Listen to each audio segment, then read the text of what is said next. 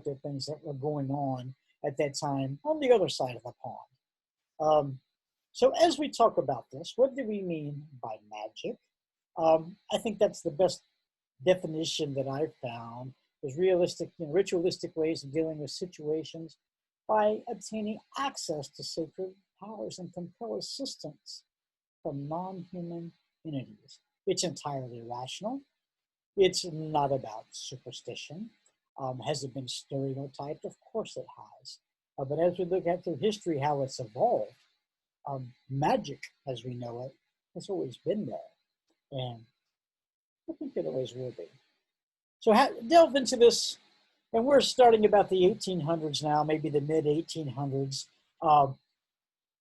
right after the turn of the century where we had the debacle in Salem and things overseas. And you see that about this time in Europe, they stopped the witch trials and basically just said, okay, we'll just make it a crime and you go to jail or something like that, or we're not burning people at the stake anymore and we're not having witch hunts.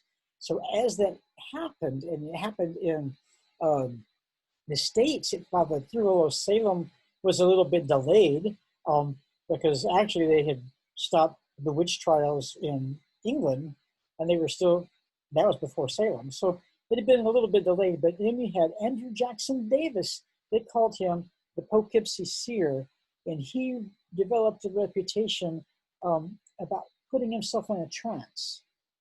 And so this is where we see his ideas were taken up by the spiritual movement because it was based upon the principles of nature. So he could put himself in a trance, and it was more about healing and alternate healthcare. So part of his writings laid the foundation for what we'll see later in the Golden Dawn. Then we had the Fox sisters. And they were, there they go, the Fox sisters. And they were in Hydesville, New York. And this is where we see they had been communicating with who they, well, first there was noise.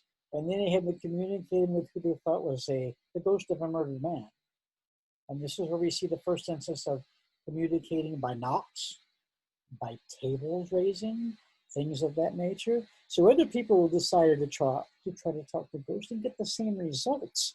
So the rapping noises were heard, and sometimes, tables levitating, spirit hands. And this is the first time we actually see something like that happening in the U.S. So the seances and the mediums became very popular. There's the house. It's actually a historical landmark now. Yeah. And then, of course, on the other side of the country, in 1850-ish, we'll say, was Marie Laveau. We're going to talk a little bit more about Marie Laveau at the end in more detail, but just to put it into where this was happening chronologically.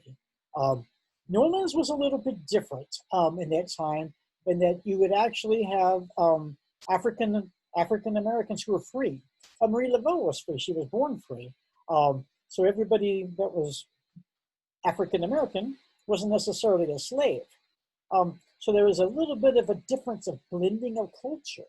And you'll see what Marie did with her troop as she brought a lot of cultures together. All of these practices, African, Appalachian, European, Native American practice, were all blended, believe it or not, with Christianity. And that made it more acceptable to people.